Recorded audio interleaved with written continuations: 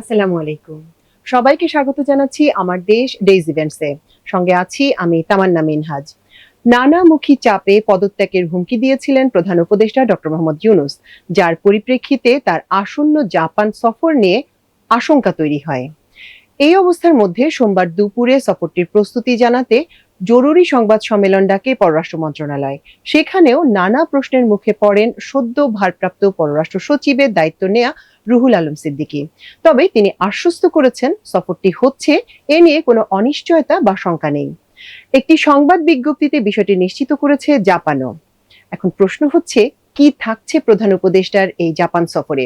সেটি নিয়ে কথা বলতেই আমাদের স্টুডিওতে এখন উপস্থিত হয়েছেন প্রধান উপদেষ্টার প্রেস সচিব শফিকুল আলম। আসসালামু আলাইকুম ভাই। ওয়ালাইকুম আসসালাম। কেমন আছেন? আছি, ভালো আছি। আপনারা কেমন আছেন? আমরাও ভালো আছি আলহামদুলিল্লাহ। প্রধান উপদেষ্টার জাপান সফর নিয়ে কথা হচ্ছে, আগামীকাল ভোরে তিনি জাপানে যাবেন। আমরা সংবাদ মাধ্যমে এরই মধ্যে নানা রকম জিনিস দেখেছি। বিলিয়ন ডলারের চুক্তি হতে যাচ্ছে, 7টি বিশেষ সমঝোতা চুক্তি হতে যাচ্ছে। আসলে কি হতে যাচ্ছে জাপান সফর থেকে? আসলে ওনার লক্ষ্য কি, আর আমরা কি ধরনের জাপান সফরটা আমাদের জন্য খুবই ইম্পর্টেন্ট। আপনি জানেন জাপান হচ্ছে বাংলাদেশের লার্জেস্ট বায়োলেটারাল ডোনার। ওরা বাংলাদেশের বিভিন্ন ডেভেলপমেন্ট প্রজেক্টে তারা ফান্ডিং করে এবং এটা আমাদের ডেভেলপমেন্টের জন্য খুবই মানে সহায়ক একটা লেন্ডিং। তো আমরা এই সফরটা অনেক দিক দিয়ে ইম্পর্টেন্ট। প্রথম কথা হচ্ছে যে আমরা চিফ অ্যাডভাইজার ওইখানে নিকে ফোরামে জয়েন করবেন, সেখানে অনেক এশিয়ান লিডার্স আসবেন, সেখানে অনেক লিডারের সাথে ওনার দেখা হবে এবং উনি ওইখানে বক্তৃতা দিবেন একটা। আরও দুটা এছাড়া উনি জাপানের যে প্রাইম মিনিস্টার শিগেরু ইশিবা, তার সাথে ওনার একটা বায়োলেটারাল মিটিং আছে। ওই মিটিংটা খুবই ইম্পর্টেন্ট, কারণ আমরা জাপান আমাদেরকে জানাচ্ছে যে তারা আমাদেরকে $500 মিলিয়ন মতো বাজেট সাপোর্ট দিবে, $250 মিলিয়ন হচ্ছে রেলওয়ের জন্য দিবে এবং আরও কিছু আমরা এক্সপেক্ট করছি। আমরা এক্সপেক্ট করছি এটা $1 বিলিয়ন মতো একটা আমরা ফান্ডিং পাবো তাদের থেকে। আপনি জানেন যে পরাজিত শক্তি, যে শেখ হাসিনা যেই আমাদেরকে একটা ভঙ্গুর ইকোনমি রেখে গিয়েছে, সেটাকে যদি আবার সেই এটা গ্রোথের জায়গায় নিতে হয়, ইউনিট নিউ ইনফিউশন অফ মানে ফান্ড। আপনার অনেক বড় বড় প্রজেক্ট নিতে হবে, বাজেটেও আপনার সাপোর্টটা লাগবে, কেননা আমাদের হিস্টোরিক্যালি আমরা খুব রেভিনিউ খুব ভালো সংগ্রহ করতে পারছি না। তো সেই জায়গা থেকে এটা খুব ক্রুশিয়াল। আরেকটা হচ্ছে যে জাপানের যারা লেন্ডিং এজেন্সি আছে, যারা ডেভেলপমেন্ট এজেন্সি আছে, জাইকা এবং জেট্রো, তাদের সাথে কথা হবে এবং আমরা তাদের কাছে বলছি যে আমাদের বিভিন্ন যে প্রজেক্ট, আমরা মাতারবাড়ি মহেশখালী নিয়ে একটা আমরা মিডি একটা বড় প্রজেক্ট করছি। মিডি মানে হচ্ছে Maheshkhali Matarbari integrated development initiative. এই পুরো জায়গাটাকে স্যার নতুন সিঙ্গাপুর হিসাবে ট্রান্সফর্ম করতে চাচ্ছেন। নতুন সিঙ্গাপুর মানে হচ্ছে, সিঙ্গাপুর আপনি জানেন একটা ছোট পোর্ট দিয়ে সিঙ্গাপুরের যাত্রা শুরু। এই পোর্ট বড় হয়েছে, সিঙ্গাপুর বড় হয়েছে, পোর্টের উপরে ভিত্তি করে তারা তাদের ইকোনমিকে ট্রান্সফর্ম করেছে। তো আমরা মিডিতে যাতে একটা টোটালি এটা যাতে একটা বড় লজিস্টিক্স পোর্ট এবং আপনার এনার্জি হাব হয়, এনার্জি এবং ম্যানুফ্যাকচারিং হাব হয়, সেটার জন্য আমরা সমন্বিত একটা প্রজেক্ট মাস্টার প্ল্যান নিচ্ছি। এই মাস্টার প্ল্যানের আলোকে আমরা জাপানের এদের কাছে আমরা আরও ওদের বড় বড় ইনভেস্টরদের কাছে স্যার কথা বলবেন, বলে ইনভেস্টমেন্ট চাবেন। এবং আমরা আশা করছি যে মিডিতে ইনিশিয়ালি $29 বিলিয়ন মতো ইনভেস্টমেন্ট লাগবে। আমরা জাপানিজ লেন্ডিং এজেন্সিগুলো যে, কেননা ইনিশিয়ালি মিডিতে কিন্তু প্রথম ইন্টারেস্টটা শো করেছিল জাপানি সেই 2014 সালে। তো সেই জাপানের থেকে আমরা প্রচুর ইনভেস্টমেন্ট চাচ্ছি, $29 বিলিয়ন মতো, যদি জাপান এটা মানে জাপানিজ কোম্পানিগুলো হয়। বাট এই সংক্রান্ত আলোচনাগুলো এগিয়ে নেবেন এবং জাপানের সাথে আমাদের সম্পর্কটা একটা ডিপ, আমরা আরও সুগভীর হবে এবং এটা নতুন উচ্চতায় যাবে, এটা আমরা আশা করছি। আর লাস্ট একটা, সেটা হচ্ছে যে জাপান আপনি জানেন ডেমোগ্রাফিতে জাপানের লোক সংখ্যা কমছে। তো সেই জন্য জাপান চাচ্ছে যে প্রচুর বিদেশের থেকে জনশক্তি নিতে। এই জনশক্তি নেওয়ার যে কাজটার জন্য জাপানের খুবই যেই জায়গায় এমফাসিস দিচ্ছে, সেটা হচ্ছে যে আপনি তাদের ভাষাটা আপনার জানতে হবে। আমরা যাদেরকে পাঠাচ্ছি, যারা যাচ্ছে জাপানে, তারা খুব কম ভাষা জানে, ওইখানে যে কেউ শিখছে। ফলে হচ্ছে কি আমরা বেশি স্কেলে লোক পাঠাতে পারছি না, যেটা অন্যান্য দেশ পারছে। তা আমাদের স্যার এটা বলছেন যে আমরা জাপানের সাথে কথা হবে, স্যার এটা নিয়ে একটা টাস্ক ফোর্স করেছেন যাতে আমরা খুব দ্রুত 1 লক্ষ লোকের মতো লোককে আমরা জাপানে পাঠাতে পারি। তো এই 1 লক্ষ লোককে পাঠাতে হলে আপনার লাগবে হচ্ছে ল্যাঙ্গুয়েজের ট্রেনিং। আপনি জানেন এখন ইউটিউব বা অনেক কিছু আসাতে ল্যাঙ্গুয়েজ ট্রেনিংটা ইজি হয়ে গেছে। তো স্যার চাচ্ছেন যে এই ল্যাঙ্গুয়েজ ট্রেনিং জাপান থেকে যদি প্রচুর ট্রেনার এনে বা অন্যান্য দেশ যারা জাপানে লোক পাঠাচ্ছে সেইখান থেকে প্রচুর ট্রেনার এনে বাংলাদেশে যাতে ল্যাঙ্গুয়েজ ট্রেনিংটা, এটা আমরা যেটা ল্যাঙ্গুয়েজ ট্রেনিং এখানে হয় সেটা হলো N5, মানে একটু মাত্রা তার নিচের। আমরা চাচ্ছি N4 বা তার উপরের ল্যাঙ্গুয়েজ ট্রেনিং দিলে ওরা যে ওইখানে ধরেন ভালো নার্সের চাকরি পাবে, কেয়ার গিভারের চাকরি পাবে, স্কিল লেবারের চাকরি, এটা অনেক বেশি বেতন। তো সেই জায়গাটা স্যার খুব টার্গেট করেছেন, ফোকাসটা সেখানে, এবং এটা নিয়ে জাপানে প্রচুর কথাবার্তা হবে, তাদের অফিসিয়ালদের কথা হবে, এবং এটা নিয়ে একটা বড় সেমিনার আছে হিউম্যান রিসোর্সেস, সেখানে স্যার বক্তৃতা করবেন। এটা হয়ে গেলে আসলে খুবই ভালো হয়। তবে আপনার কথা শুনতে শুনতে আমার একটু ভয়ও লাগলো যখন আপনি সিঙ্গাপুরের উদাহরণটাই দিলেন। আমরা তো আসলে গত সরকারের আমলে সিঙ্গাপুর ইউরোপ হয়ে যাবে বাংলাদেশ এরকম এতভাবে শুনে এসেছি, উদাহরণগুলিও এখন একটু ভীতি ওনারা তৈরি ওইটা করে। উদাহরণ দিতেন চুরি করার ধান্দায়, সেটা পুরোটাই অবশ্যই। হচ্ছে যে আমরা সিঙ্গাপুর করছি। আপনি দেখেন না এই যে সাইফুজ্জামান চৌধুরী আর এরা গ্যাংরা মিলে আপনি কি আনোয়ারার সাথে কানেক্ট করার জন্য নিচে দিয়ে আপনি আন্ডারপাস করলেন, জি, এটা কোনো কাজে। 1.2 বিলিয়নে, এটা আপনি যদি যান যে দেখবেন আপনি $1.2 বিলিয়ন, এটা মাতার বাড়িতে ব্যবহার করলে অনেক টাকা, অনেক এগোতো, অনেক কিছু এগিয়ে যেত, ওই রাস্তাঘাটটা উনি উনার বাসায় যাওয়ার জন্য করেছেন। এবং আপনি যদি যান, আমি আপনাকে ইনভাইট করি, আপনি যে ওই আন্ডারপাসে যান, যে যদি আপনি কোনো গাড়ি দেখেন, আপনি আধা ঘন্টা বসে থাকবেন একটা গাড়ি আসতেছে না, ট্রাফিক থাকে না, তাহলে আপনি ট্রাফিক না, আপনি কি, আমার প্রতিদিন কত 20 না 30 লক্ষ টাকা আমার এটার জন্য মেনটেনেন্স কস্ট দিতে হচ্ছে। তো ওরা তো ওই যে ওদের যে সিঙ্গাপুরের পুরো যে ড্রিমটা, এটা হলো চুরির ড্রিম। যেমন সিঙ্গাপুর বলে প্রজেক্ট কস্ট বাড়িয়ে ওই টাকাটা দেখেন ইয়েতে নিচ্ছে, দুবাই নিচ্ছে, তারপরে ইংল্যান্ডে 600 বাড়ি, একটা মানুষের কয়টা বাড়ি লাগে, তার বলে 700 বাড়ি আছে সাইফুজ্জামান। জি, হ্যাঁ, এবং অনেক বাড়ি আসলে ওনার নাকি ওনার লিডারের, এটাও তো বোঝা যাচ্ছে না। আমরা 1 সপ্তাহ আগেই মাত্র শুনলাম ডক্টর ইউনূস তার পদত্যাগের একটা হুমকি দিয়েছিলেন, এবং তারপর নানাভাবে নানা প্রক্রিয়ার মধ্যে দিয়ে আমরা দেখলাম যে ওটা থেকে উনি সরে গেলেন। আসলে উনার এতটা ক্ষুব্ধ হয়ে যাওয়ার কারণ কি ছিল? আমরা কিন্তু বাইরে থেকে অনেক কিছু শুনেছি, অনেক বিশ্লেষণ জানি, বহু কিছু পড়েছি, এটা ওটা সেটা, আন্দোলন, বিক্ষোভ, রাজনৈতিক দলগুলোর অসহযোগিতা, এগুলো তো বাইরে থেকে শোনা। আপনার কাছ থেকে একটু ভেতরের কথা শুনতে চাই। না, উনি তো এটা পলিটিক্যাল পার্টি লিডারদের সাথে তো এই বিষয়ে আলাপ করেছেন, পলিটিক্যাল পার্টিদেরকে উনি ব্যাখ্যাও দিয়েছেন যে ওনার ক্ষুব্ধ উনি কেন, সেটা এটা উনি বলেছেন। বলার যেটা হয়েছে যে উনি দেখেন, উনি তো এখানে কাজ করতে এসছেন, ঠিক না? উনি এসছেন একটা ড্রিম নিয়ে, যে শহীদ হলেন, হাজার হাজার ছেলে শহীদ হলেন, শত ছেলে মেয়ে শহীদ হলেন, তাদের তো ড্রিম আছে দেশটাকে একটা সংস্কার করে দেশটাকে আপনি একটা জায়গায় নিয়ে যাবেন। কিন্তু দেখা যাচ্ছে যে আপনি প্রতি পদে পদে গোষ্ঠী স্বার্থ এসে বাধা দিচ্ছে, ঠিক না? এক ধরনের গোষ্ঠী স্বার্থ তো, আপনি এটা নিয়ে কাজ করতে পারবেন না, এই গোষ্ঠী 3-4টা লোক, কিন্তু এরা কিন্তু পুরো সারা দেশ না, 3-4টা লোক এসে এখানে বাধা দিচ্ছে, আর একটা জায়গায় কাজ করবেন আরেকজন এসে বাধা দিচ্ছে। তো এই জায়গাগুলো তো হচ্ছে, সেইটার বিষয়। আর একটা হচ্ছে যে আওয়ামী লীগের কার্যক্রম ব্যান করার পরে দেশে এমন একটা পরিস্থিতি তৈরি করছে কেউ যে একটা যুদ্ধাবস্থা। হ্যাঁ, এটা কেন করছে?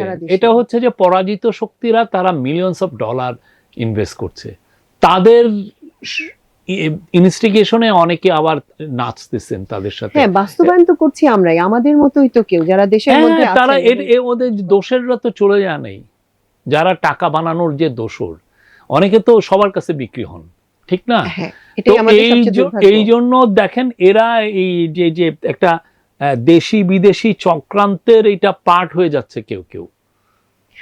উনি মোটামুটি 23টি দলের সঙ্গে গত 2 দিনের মধ্যে বসেছেন, কথা বলেছেন। তারপরে দলগুলো অবশ্য বাইরে এসে বলেছেন তারা পদত্যাগ করতে মানা করেছেন, এবং তাদের মধ্যেও সন্তুষ্টি দেখা গেছে। কিন্তু 2-1 ক্ষেত্রে আমরা কিন্তু ক্ষোভও দেখেছি। কোনো উপদেষ্টার পদত্যাগ চেয়েছে একটি দল, কোনো ক্ষেত্রে কেউ বলেছে নির্বাচনে সুনির্দিষ্ট রোড ম্যাপ তাদের প্রয়োজন। তো আলোচনাগুলি আমরা বাইরে থেকে দেখলাম অনেকটাই ফলপ্রসূ মনে হলো, কিন্তু এই ক্ষেতগুলির জায়গাতে কি কোনো ব্যবস্থা নেওয়া হচ্ছে? উপদেষ্টাদের বিষয় স্পেসিফিক করা হয়েছে, তারপরে নির্বাচনের রোড ম্যাপের বিষয়ে বলা হচ্ছে, এইগুলির ব্যাপারে সরকারের উপদেষ্টাদের অবস্থান। বিষয়ে আসলে তেমন কোনো সুনির্দিষ্ট তো অভিযোগ আমরা দেখছি না, অনেস্টলি। হ্যাঁ, আপনি এসে বলেন ওনাকে সরাতে হবে, আপনার সুনির্দিষ্ট তো অভিযোগ লাগে, ঠিক না? এটা তো আপনি একজনের বিষয়ে একটা সুনির্দিষ্ট যে না উনি এই অভিযোগ ওনার বিষয়ে সুস্পষ্ট অভিযোগ, সেরকম তো কিছু না। আর আপনি বলছেন এই নাদেরকে সরাতে হবে। হ্যাঁ, কিন্তু এটা- বিএনপি স্পেসিফিক 3 জনের নাম করলো এবং এটা নিয়ে তারা ধরেই আছে। তারপরে বক্তব্য হচ্ছে দিয়েই যে যাচ্ছে। আপনি আরেকটা কি বলেন যেন, নির্বাচনের রোড ম্যাপ। নির্বাচনের রোড ম্যাপ, উনি কি এই কাট অফ টাইম বলেন নাই? উনি তো বারবারই উনি বলছেন, একটা তো সময়ের কথা এখন তো দেখেন উল্লেখ উনি করছেন। কিন্তু কনসিস্টেন্ট, এই জায়গাটা কিন্তু এমন না যে উনি কালকে, এটা কনসিস্টেন্টলি উনি একই জায়গায় আছেন। তাহলে উনি রাজনৈতিক ওই দলগুলো এটাকে নিয়ে বারবার এটাকে তো বক্তব্য দিচ্ছে কেন? আমরা যেটা দেখেছি যে ওনার কথাটা তো ওনারা শুনেছেন। উনি হ্যাঁ। যখন বললেন যে আমি এর মধ্যে নির্বাচন দিব, ওনারা এক একজন কেউ কেউ দুই একটা ডেটও বলেছেন যে এই সময়, উনি সবার কথা শুনেছেন, কিন্তু উনি বলছেন যে দেখেন যাই হোক না কেন ইলেকশনটা 30শে জুনের ওই পারে যাবে না। আর উনি, আমি ওনার সাথে কাজ করছি, তো উনি খুবই এক কথার মানুষ, আমি এইটুকু বলতে পারি, আমি নিজে আমার অভিজ্ঞতাগুলো দিয়ে আমি দেখছি। হ্যাঁ, তো এখন এইটা আপনারা ওনাকে তো ট্রাস্ট করবেন, এই ট্রাস্টের জায়গাটা ইম্পর্টেন্ট। হ্যাঁ, আপনি একটু আগে স্বপ্নের কথা বলছিলেন, এখন আপনি ট্রাস্টের কথা বললেন। বাংলাদেশের আমার তো মনে হয় 80% মানুষই ওনাকে ট্রাস্টও করে, এবং যে স্বপ্নটা নিয়ে উনি এসেছিলেন এই স্বপ্ন তো আসলে আমাদের সবারই, আমরাও চাই উনি সফল হোক। না আমরা ওনার তো সাফল্যই আমাদের আমাদের দেখেন সাফল্য। আমাদের এজেন্ডাগুলো বা আমাদের গোলটা খুবই পরিষ্কার।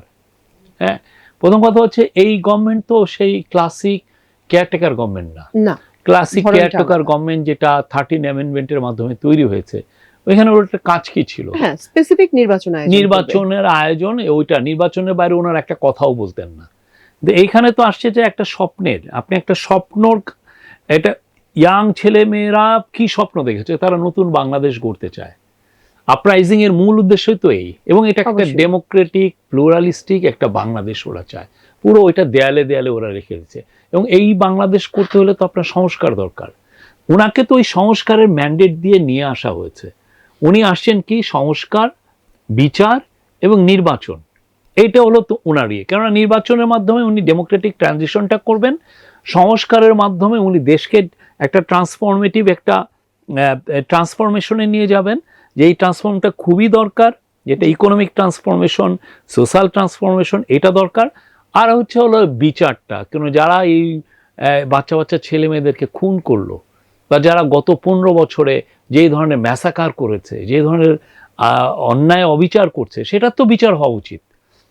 এই তিনটা ম্যান্ডেট নিয়ে তো উনি কাজ করছেন। এখন আপনার কি মনে হয় উনি এই ম্যান্ডেট থেকে সরে গিয়েছেন?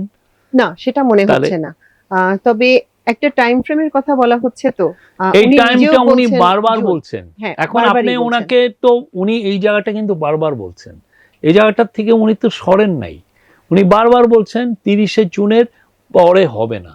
সংস্কার যেসব নিয়ে আমরা বলছি, যে সমস্ত জায়গায় আমাদের আশু সংস্কার দরকার, এই সংস্কারগুলো আপনি একদম ভেতর থেকে দেখছেন, আপনার কি মনে হয় জুনের মধ্যে, বা জুনের আসলে নির্বাচন দিয়ে সরকারের কাছে দায়িত্ব হস্তান্তর মানে জুনের 30 তারিখ পর্যন্ত বিষয়টা যাবে না, তার আগেই সম্পন্ন হবে। True.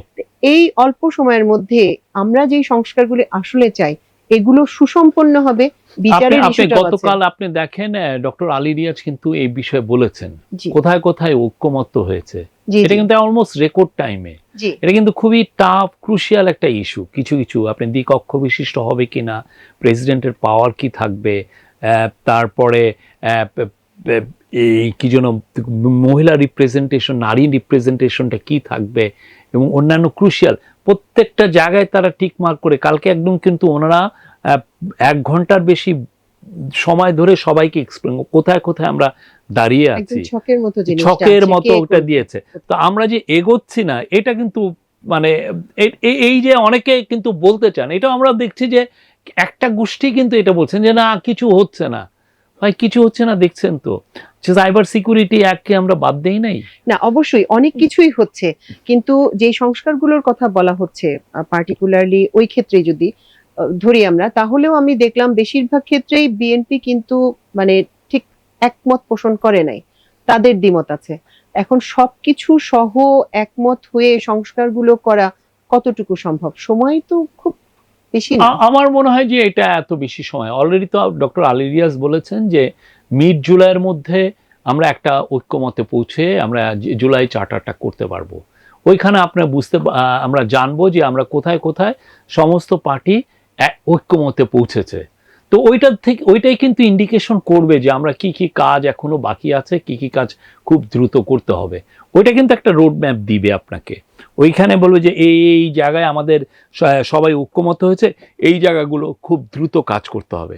ঠিক আছে, এইটা কিন্তু একটা জুলাই 15 তারিখের মধ্যে আমরা এইটা মানে সংস্কার কতটুকু হচ্ছে অন্তত পলিটিক্যাল, জি, জুডিশিয়াল, পুলিশ, এই যে লিগাল, এই যে সংস্কারগুলো এটা খুবই ভাইটাল। এই সংস্কার আমরা একটা ইন্ডিকেশন পাবো যে এই জায়গায় যাচ্ছি। তারপরে দেখবেন যে আস্তে আস্তে আমরা অন্যান্য যেগুলো ইকোনমিক রিফর্ম এগুলো তো আমরা করছি, এগুলো বসে নেই। আপনি ব্যাংকের রিফর্মগুলো দেখেন, কালকে জি। যে ব্যাংকগুলো যেগুলো 6টা অসুস্থ ব্যাংক ব্যাংক সামনের মাসের মধ্যে আমরা যে হতে। জানিয়ে দিচ্ছি, প্রত্যেকটা কাজই কিন্তু হচ্ছে। আপনি ডলারের ক্ষেত্রে একটা এত ভঙ্গুর ইকোনমিকে আপনি ডলার প্রাইসটাকে আমরা কিন্তু বাজারে ছেড়ে দেওয়া হয়েছে। বাজারে ছেড়ে দেওয়া হয়েছে এবং অ্যাট দ্য সেম টাইম এটা কিন্তু ডেপ্রিসিয়েট করে নাই। টাকা কিন্তু দেখেন 122-23 টাকার মধ্যেই আছে। ওটার মধ্যে, হ্যাঁ। হ্যাঁ, এবং এটা বোঝায় যে আমাদের ইকোনমির স্ট্রেংথটা এটা শো করে। এই যে আমি এই সমস্ত কাজগুলো যে করলাম এটা তো যথেষ্ট মানে কি খাটনির বিষয়, যথেষ্ট আপনার ইকোনমিক রিফর্ম, এগুলো ডিপ ইকোনমিক রিফর্মের রেজাল্ট। এবং ঠিক সরকার আছে, ঠিক সেইভাবে যে সহযোগিতা পাচ্ছে সার্বিকভাবে এটা সেটা না। আমরা মনে করি আমরা এখনো পাচ্ছি। পলিটিক্যাল পার্টিগুলো আমাদের অংশীজন, তারা বেশিরভাগ ক্ষেত্রেই আমাদেরকে সহযোগিতা করছেন। আমরা সত্যিকার অর্থে তাদের কাছে কৃতজ্ঞ। আপনারা সহযোগিতা পাচ্ছেন, অংশীজন বলছেন রাজনৈতিক দলগুলোকে, কিন্তু প্রধান উপদেষ্টার সাথে এরকম একটা মানে অস্থির পরিস্থিতি তৈরি হলো, তারা কথা বলে আসলেন, কিন্তু তারপরেও কিন্তু তারা বাইরে এসে তাদের নির্বাচনমুখী যে দাবি সেটা থেকে সরে যান নাই। না না, ওনারা তো নির্বাচন চাবেনি। আমি যদি পলিটিক্যাল পার্টি হতাম, সেটা কিন্তু এখনো ডিসেম্বরেই আমি আটকে আছে। আমাদের তরফ থেকে বারবার বলা হচ্ছে জুনের 30 তারিখের মধ্যে হবে। এটা কি ওনারা সন্তুষ্ট, ওনারা কনভিন্স? আমরা যখন স্যার কথা বলেছেন, most of the parties were convinced.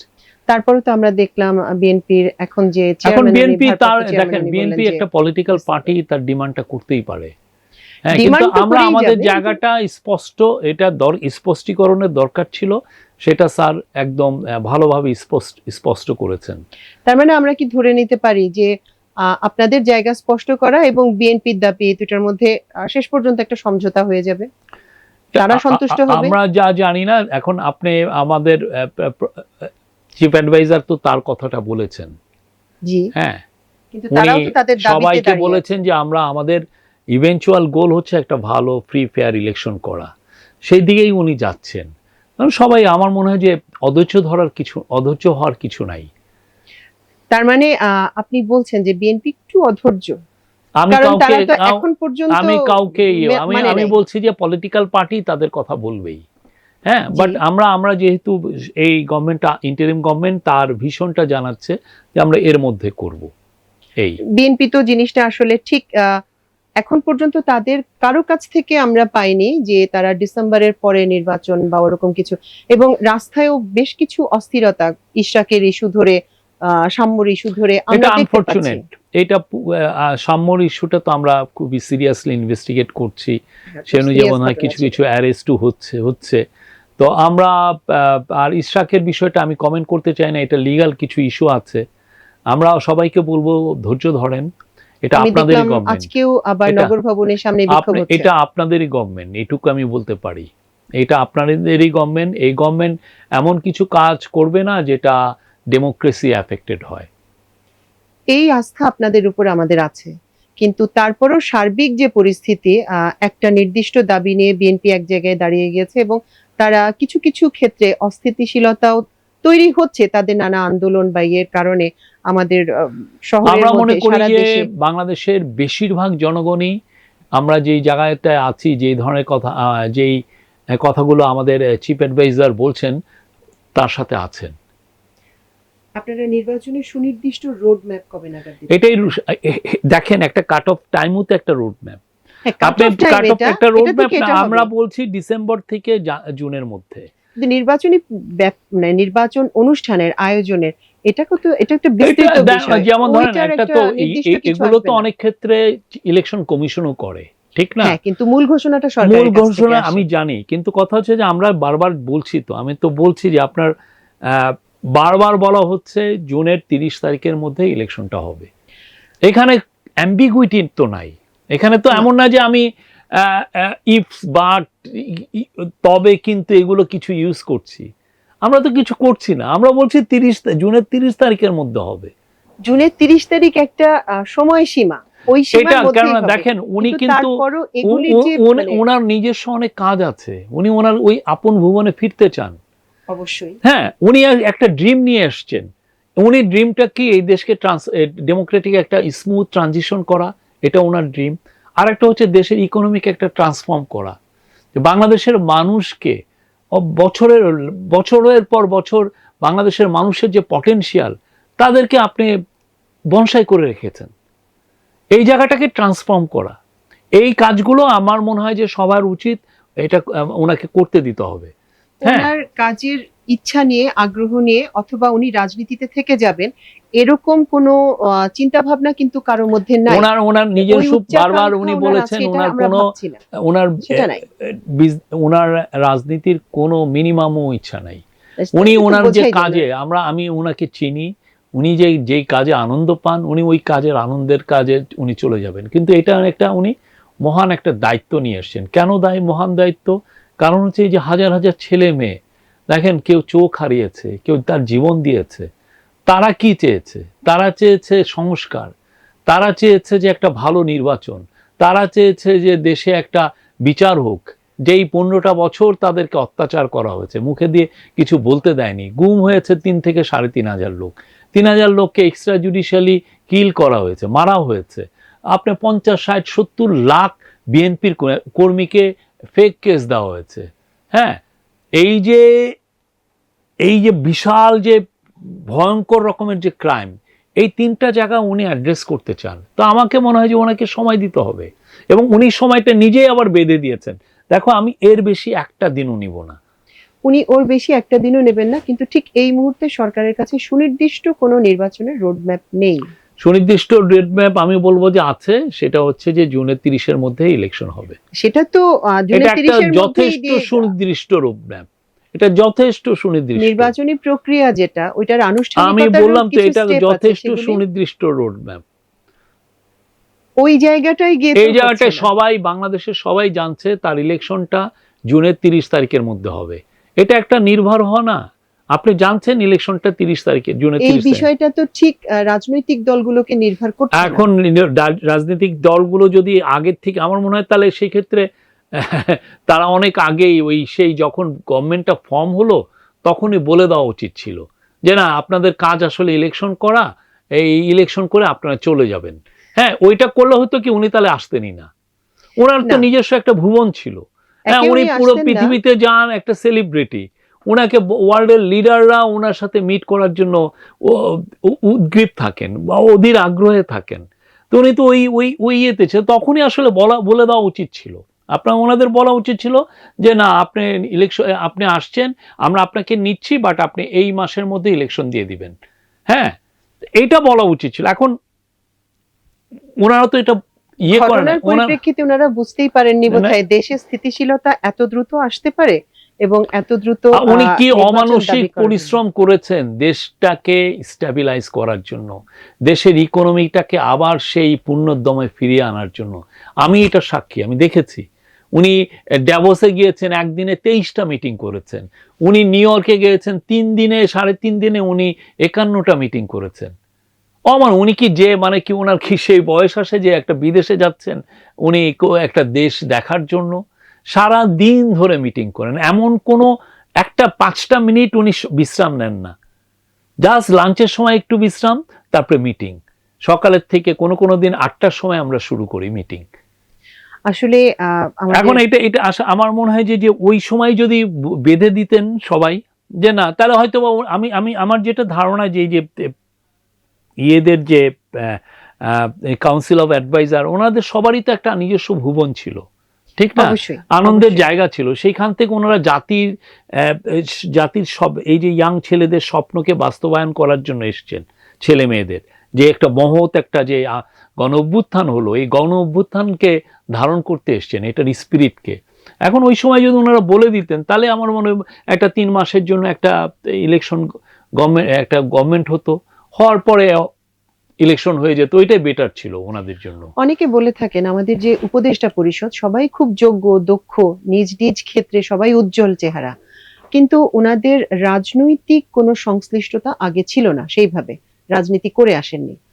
এখন এরকম আলোচনা একটা আছেন, যেহেতু উপদেষ্টা পরিষদে সেভাবে রাজনীতির সাথে সংশ্লিষ্ট কেউ ছিলেন না, সে কারণে বর্তমান যে পরিস্থিতি এটা সামাল দিতে তাদের ওই জায়গাটায় ঘাটতি হচ্ছে। আমার মনে এটাকে হয় না, কিভাবে আমার দেখেন? মনে হয় যে আমরা তো রাজনৈতিক দলগুলো তো আমাদের অংশীজন, অবশ্যই। ঠিক না? আমরা মনে করি যে তারা এই গভর্নমেন্ট যাতে ভালো মতো ফাংশন করতে পারে, আমার তো পলিটিক্যাল বেজ নাই, হুম। এই গভর্নমেন্ট যাতে ভালো ফাংশন করতে পারে তারা অবশ্যই তাদের গ্রাসরুটদেরকে বুঝাবেন, এটা এটা তাদের একটা দায়িত্বের মধ্যে পড়ে।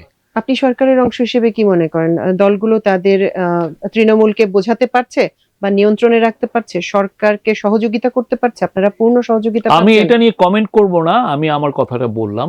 তা আমার মনে হয় যে এটা পুরো বাংলাদেশের মানুষ, কারণ আমরা তো পলিটিক্স করতে আসিনি, আমার তো রুরাল পলিটিক্যাল বেজ নাই যাকে আমি ইউজ করব, আমাদের তো ওইটা নাই, আর আমাদের ওই ইচ্ছাটাও নাই। আমরা এই ইন্টারিম গভর্নমেন্ট এসছে একটা মহৎ দায়িত্বে। আপনারা কাজ করতে এসেছেন হ্যাঁ, এবং আপনারা হ্যাঁ। কাজ করছেন, কিন্তু আপনাদের কাজের একটা এটার সাথে তো আসলে রাজনীতি একটা না একটা ভাবে জড়িয়ে যায়, সংশ্লিষ্ট তো হয়েই এখন যায়। দেখেন এটা এই ক্ষেত্রে তো আমরা আশা করি যে এই রাজনীতির জায়গাটা তো মানে পলিটিক্যাল পার্টিগুলো করবেন, আমরা তাদের কাছ থেকে পূর্ণ সহযোগিতা আশা করি। এবং এইবার এই যে মিটিংগুলো হলো, সেখানে ওনারা বলেছেন যে না, প্রফেসর ইউনূসের লিডারশিপের উপরে তারা পূর্ণ সমর্থন জানিয়েছেন, তার প্রতি আস্থা জানিয়েছেন, এবং তারা বলছেন যে একসাথে কাজ করবেন। উপদেষ্টা পরিষদে কোনো ধরনের কোনো পরিবর্তনের সম্ভাবনা আছে?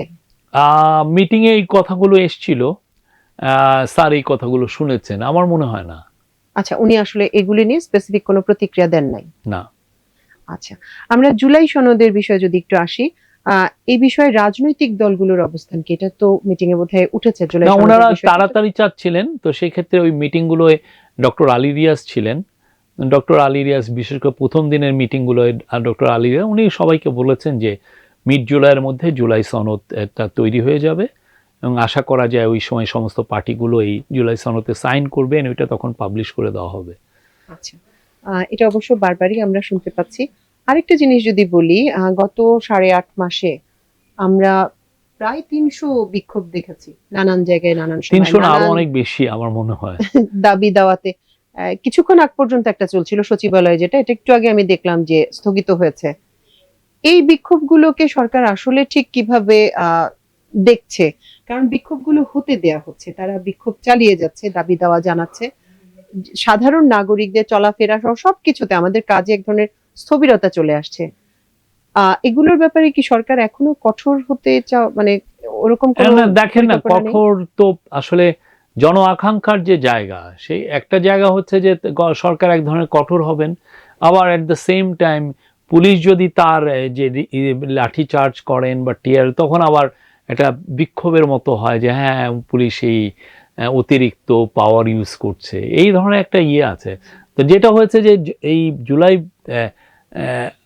আন্দোলনের পরে, গণঅভ্যুত্থানের পরে মানুষের মধ্যে একটা আকাঙ্ক্ষা তৈরি হয়েছে যে আমি যদি আমার গ্রাইভেন্স নিয়ে, আমার যেটা যে নিয়ে আমি খুব বিক্ষুব্ধ, সেটা নিয়ে যদি আমি রাস্তায় নামি, তাহলে আমাকে কেউ কিছু করবে না, অন্তত গুলি করবে না, বা আমাকে এক ধরনের।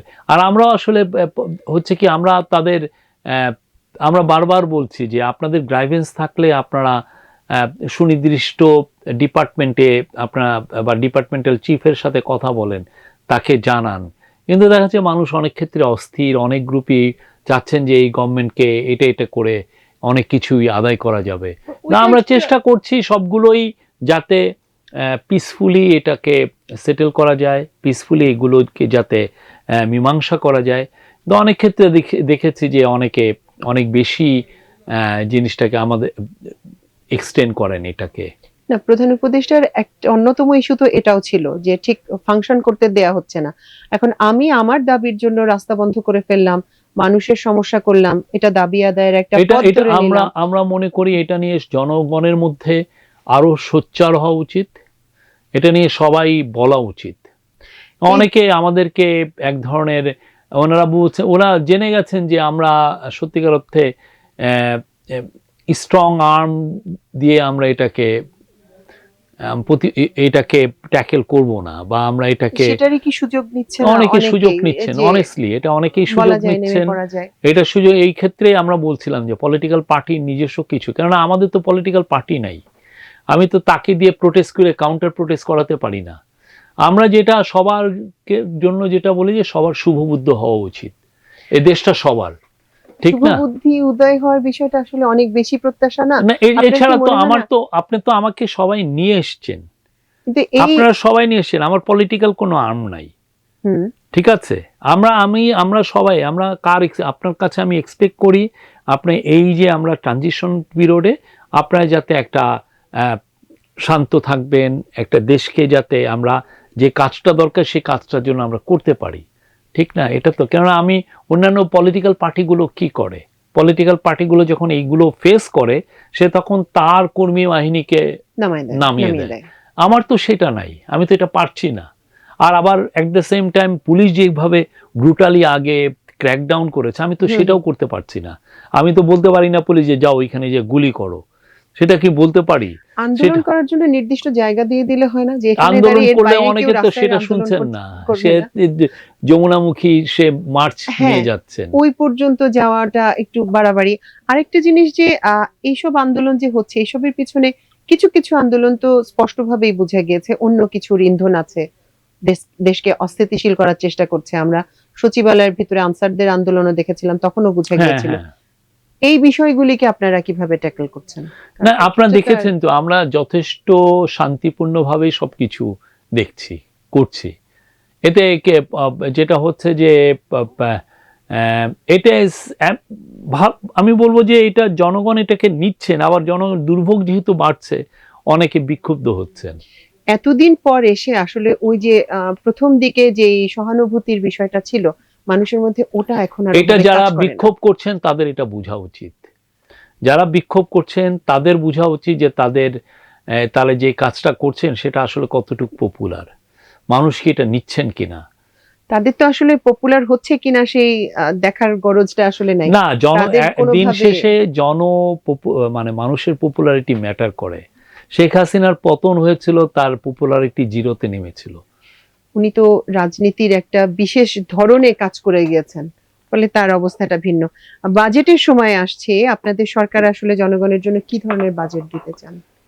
আমরা অবশ্যই এমন একটা বাজেট, যে বাজেটটা জনগণের যে আকাঙ্ক্ষা এটা রিফ্লেক্ট হবে ওইখানে। আর একটা হচ্ছে যে এমন একটা বাজেট যেখানে কোনো অতিরিক্ত ব্যয় কিছু থাকবে না, যেটা আমার দরকারি এসেনশিয়াল প্রজেক্ট সেগুলোই নেওয়া হবে, ডেভেলপমেন্ট যে এটা না করলেই না সেটাই নেওয়া হবে। অতিরিক্ত অনেকে আগে ফ্যান্সি প্রজেক্ট যেগুলো সেগুলো থাকবে না। আমরা আশা করছি যে বাজেটটা মনে হয় না গত বছরের মতো বড় হবে, বাট যেটাই হোক বাজেটটা সেটা আমরা পূর্ণভাবে ইমপ্লিমেন্ট করতে পারবো, এবং এই বাজেটের মাধ্যমে আগামীতে যে আমাদের সমৃদ্ধর বাংলাদেশের একটা ফাউন্ডেশন তৈরি হবে। আমরা এমন কিছু কিছু প্রজেক্ট নিচ্ছি। গত রমজানের ঈদের সময় আমরা দেখেছি দ্রব্যমূল্য নিয়ন্ত্রণে ছিল, মানুষের জন্য পরিস্থিতি খুবই স্বস্তিদায়ক ছিল। আর 10-15 দিনের মধ্যে আমরা আরেকটি ঈদে যাচ্ছি, এর প্রেক্ষাপটে আপনাদের পরিকল্পনা কি? এইটা নিয়ে অলরেডি আপনি দেখেছেন এই কোরবানির ঈদ বাংলাদেশে অনেক বড়, হ্যাঁ, অনেক ব্যাপকভাবে সেলিব্রেট করা হয় পুরো বাংলাদেশে, এবং এই সেলিব্রেশনকে যাতে শান্তিপূর্ণভাবে হয়, স্মুথ হয়, সেটার জন্য আমরা দেখেছেন যে আমরা 2 দিনের এক্সট্রা ছুটি দিয়েছি, দিয়ে এই 24 তারিখ এবং 17 তারিখ যে শনিবার ছিল সেদিন সবাই কাজ করেছেন। তো আমরা চাচ্ছি যে এটা নির্বিঘ্নে হবে, ঈদ যাত্রাটা নির্বিঘ্ন হবে, সবাই তার আত্মীয় পরিজনের সাথে যে ঈদ করতে পারবেন। আর একটা জিনিস হচ্ছে যে কোরবানির যে চামড়া, কোরবানির যে চামড়া, এটা একটা বড় ইস্যু। আপনি দেখেছেন যে আগে সিন্ডিকেট করে গরিবের চামড়া, যেটা মাদ্রাসার ছেলে মেয়েরা, গরিব ছেলে মেয়ের পাওয়া উচিত, সেটা চামড়া ব্যবসায়ী হোক, এই পুরো একটা, বা যারা এটা এই একটা সিন্ডিকেট করে দেখা যেত যে চামড়ার দাম যেটা 1,000-2,000 টাকা, সেটাকে 200 টাকা, কেউ কেউ এটাকে মাটিতে পুঁতিয়েও ফেলতেন। হ্যাঁ, কারণ দামই ছিল না, কিছুই দিত না। ওরা এটা একটা কারসাজি করতো। আমরা সেই কারসাজির জায়গাটা থামানোর চেষ্টা করছি। আমরা 2টা দাম ধরে দিয়েছি। আমরা আশা করছি এই দামের কারণে বাংলাদেশের যেই যারা কোরবানি দিবেন, কোরবানির যে পশুর চামড়া, সেটা গরিব দুঃখী মানুষের কাছে যাবে, চামড়ার টাকাটা মানুষ উপকৃত হবেন, সেটা আমাদের। এবং এই অনুযায়ী যারা আবার অনেক মাদ্রাসা মসজিদ যারা চামড়া পাচ্ছেন, তাদের অনেক ক্ষেত্রে দেখা যায় তাদের লবণ দেওয়ার কোনো, লবণ না দেওয়ার চামড়াটা নষ্ট হয়ে যায়।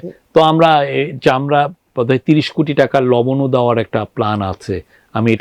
আমি নিজে চেক করিনি, বাট নিউজ পেপারে দেখেছি। হ্যাঁ, তো আমরা সর্বোচ্চ চেষ্টা, আর বর্জ্য ব্যবস্থাপনার ক্ষেত্রেও আমরা একটা মুভ নিয়েছি।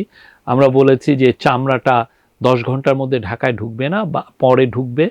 আর যেই সমস্ত জায়গায় বজ্র ব্যবস্থাপনা একটা ইস্যু, সেই জায়গাটা আমরা চেষ্টা করছি যে একদম ভালোভাবে এটাকে ম্যানেজ করতে। এটা আমাদের সর্বাত্মক চেষ্টা আছে। এটা আমাদের কমার্স যে অ্যাডভাইজার শেখ বশিরউদ্দিন, উনি নিজে এটা দেখছেন। হ্যাঁ, উনি নিজে এটা, কেননা এটা আমাদের চিফ অ্যাডভাইজার বারবার বলছেন যে কোরবানির পশুর টাকার, চামড়ার যে টাকাটা, এটা গরিবের কাছে যাওয়া উচিত।